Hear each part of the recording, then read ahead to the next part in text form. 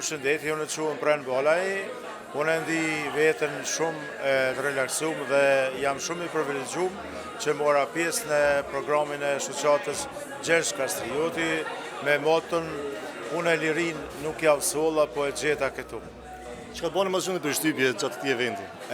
Shumë përshtypje bani recitimi i fëmijëve të shkollës shqipe, mirë po edhe performanca e grupit Vatra me një performancë jashtëzakonisht të mirë, të kompletuar. Po pika tretë ishte edhe shumë interesante rrokja e duarve, ku fitoi edhe bashkëshortja ime vendin e parë Flora, po edhe tjerët ishte shumë një event i qëllum dhe jo i mërzitshëm.